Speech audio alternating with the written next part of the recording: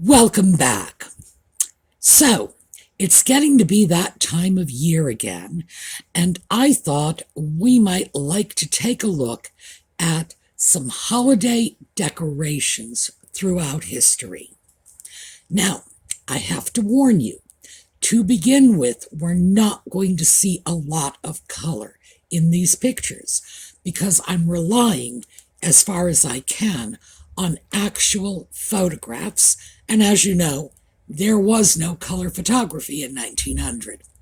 However, I thought you might like to take a look because most of us get very nostalgic for the Christmas of the past.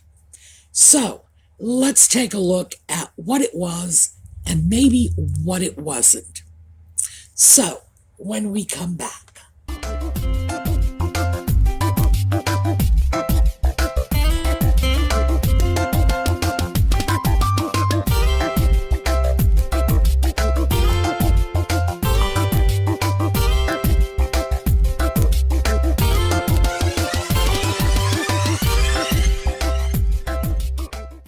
Well, this first picture is from downtown Boston, 1915. And I can only assume this department store, all decked out like this, must have been absolutely magical. I can tell you that as a small child in Boston, and believe me, even 50 years later, well, wait, 15, all right, even 40 years later, they were still doing it up in style. And when we go forward to the 1950s and 1960s, I'm really going to try to get some images of Boston at that time, because I can promise you it was absolutely magical. Christmas decorations like this would have been put up by a store hoping to lure in customers. And by the way, I'm sure they did, because even today, that is a display that would attract attention. Imagine what it must have been like in 1915 when electricity was still a brand new thing. For the most part, up until the 20th century, Christmas was celebrated as a religious holiday. And by the way, the more religious you were, the less likely you were to celebrate. And that is still true today. Extremely devout communities, like the Amish and the Mennonites and the Quakers and the people that we see as very pious because they live and dress differently than we do. And frankly, I think just putting a bonnet or a straw hat on someone's head lends them an air of religious gravitas. But they are less inclined to celebrate Christmas than those of us who celebrate it as a secular holiday. It's always been that way. The very devout simply held Christmas as a religious holiday. If they gave gifts, it was minimal, but it was mostly about going to church and observing their religious traditions rather than their social or national or ethnic traditions. However, in the 20th century, a couple of things happened. One, and this happened before the 20th century, but the impact was felt in the 20th century. One was the marriage of Victoria to Albert in the 1830s. She married young. In the 1830s, when she married Albert, Albert brought his German Christmas traditions to the UK. And that was what spread things like Christmas trees, which, by the way, were not simply stuck on the floor and decorated.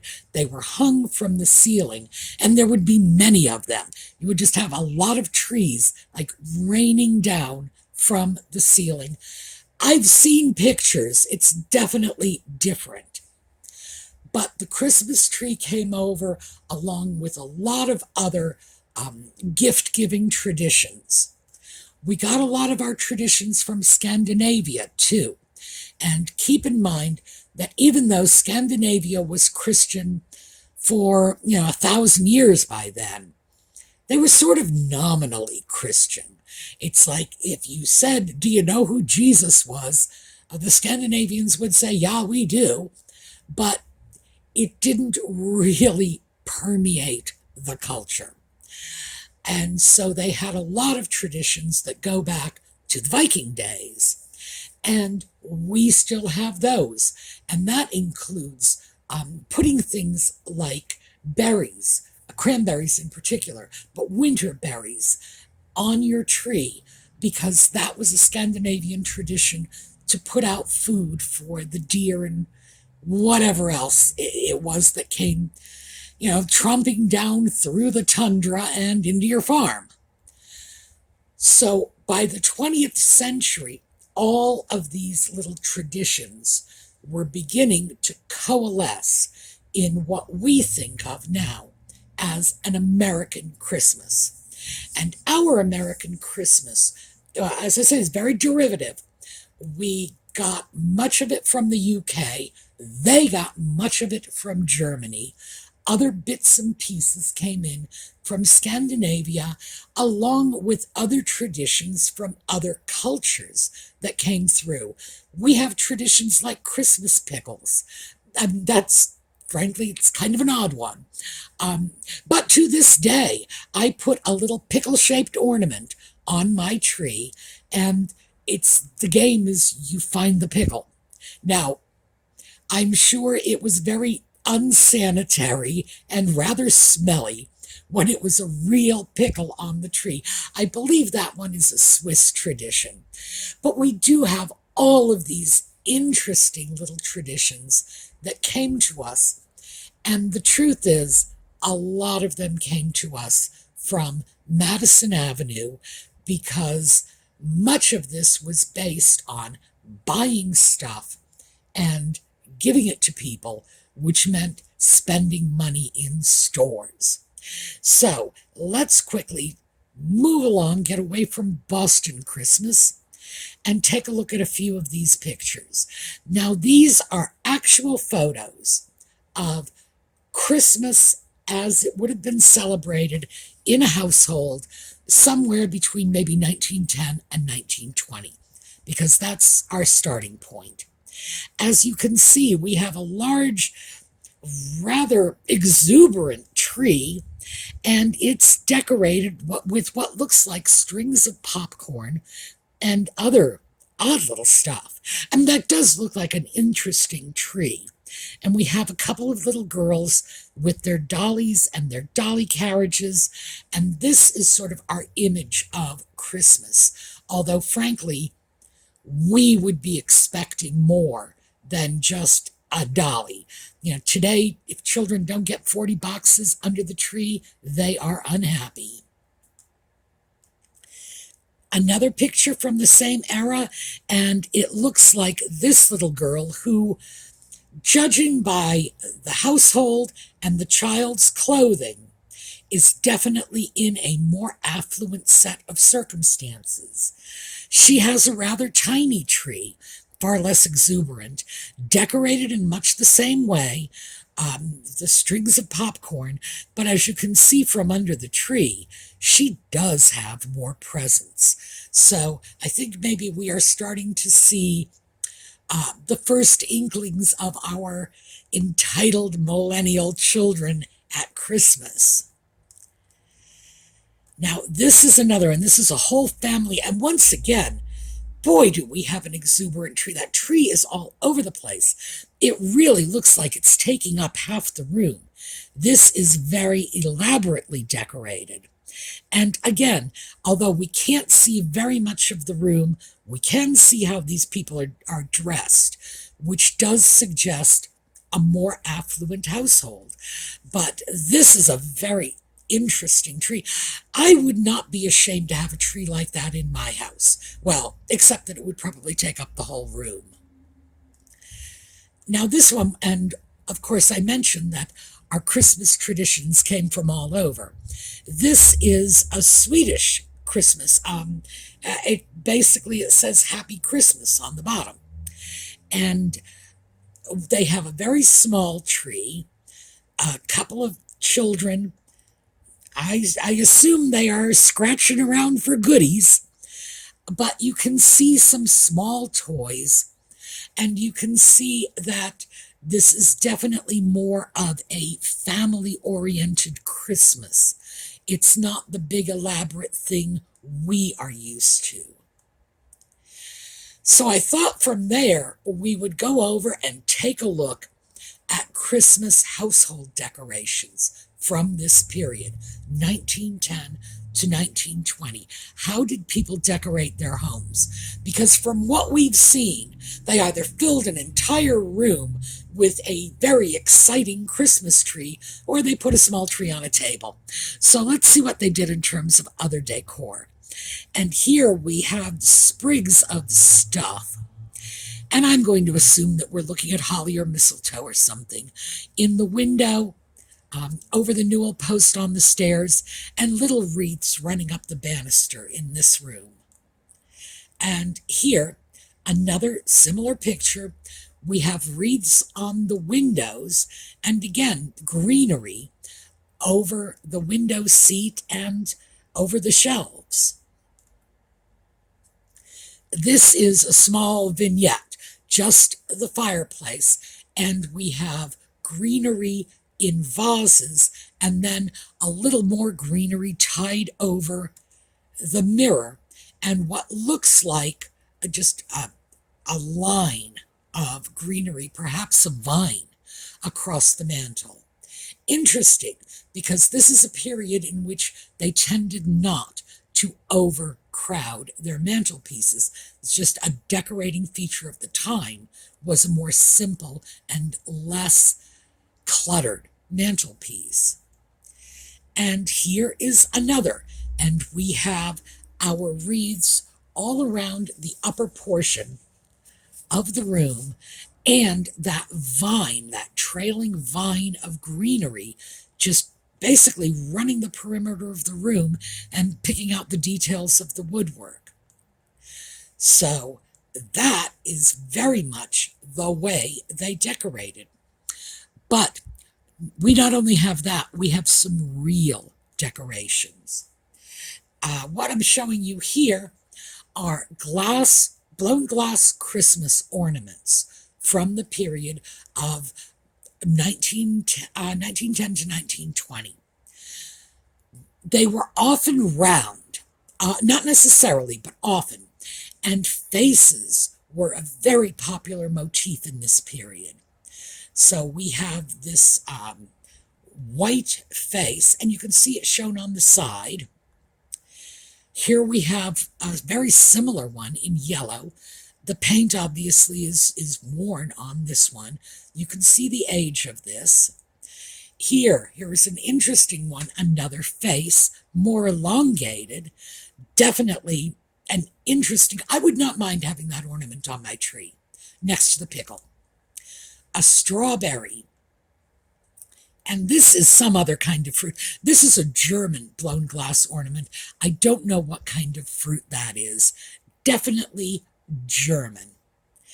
So let's take a look at some other types of images.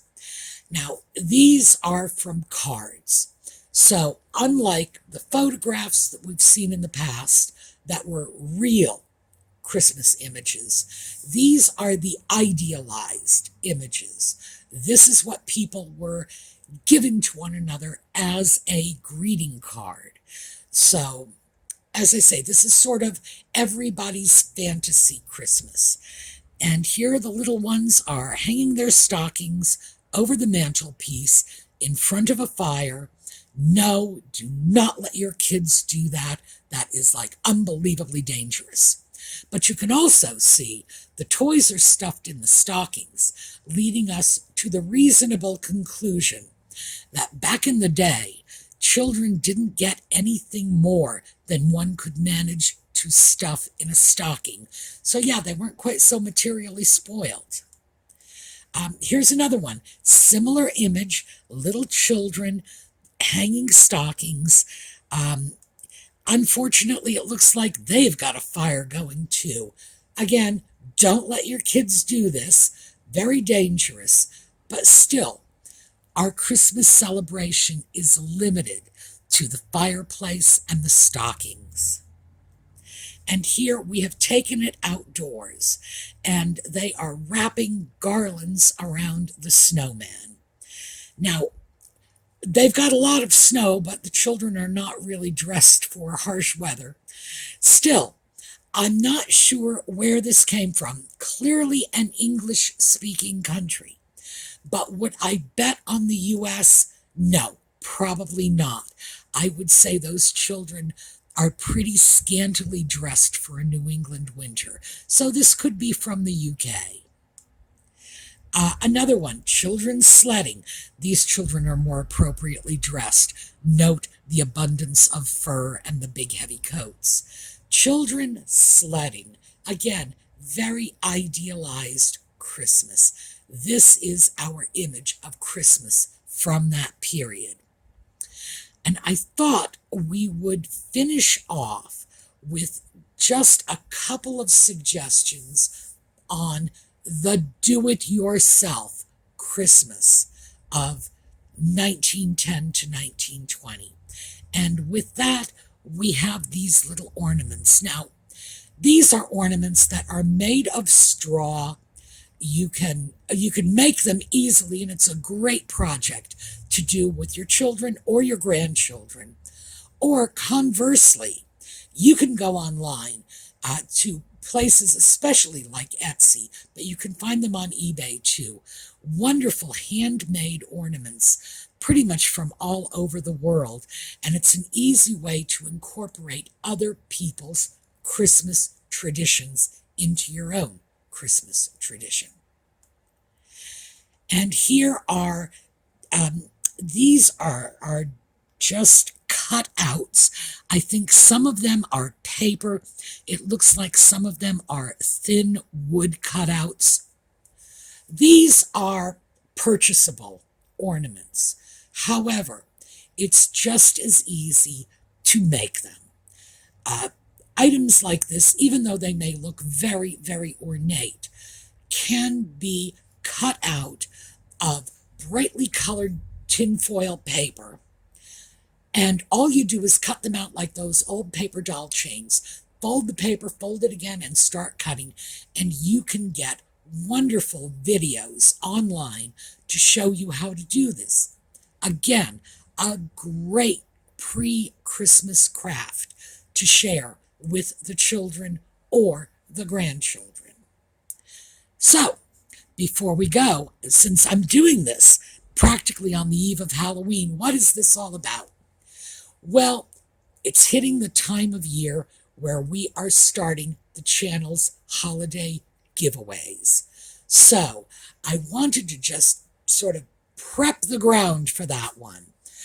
As always, we are doing the giveaways through the Sumi's Angels over on Facebook.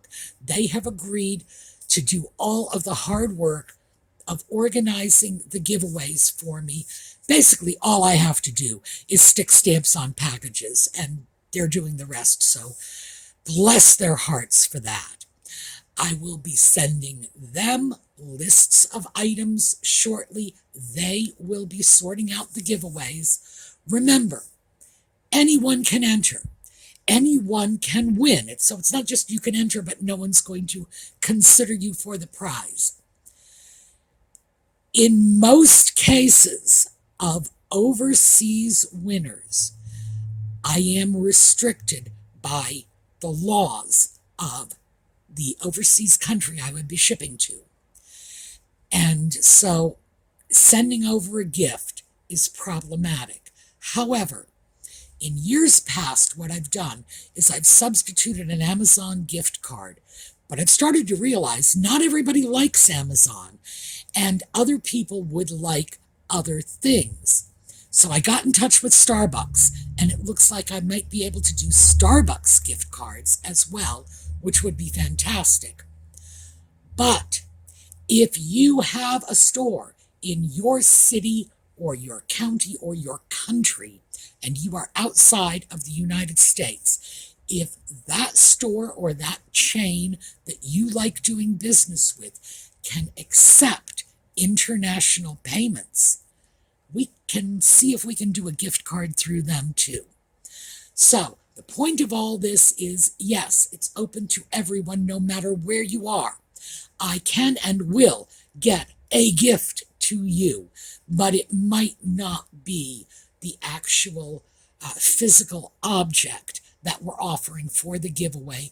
It might have to be a gift card as a substitute, but I will do my very best to either get the actual present out or get you a gift card that you would actually want and use. So that's what's going on. We are going to take a look at a slideshow on the way out. And yes, it will be a Halloween slideshow. Just so you know, I really do know what the date is. And I will see you all tomorrow. And in the meantime, have a terrific day.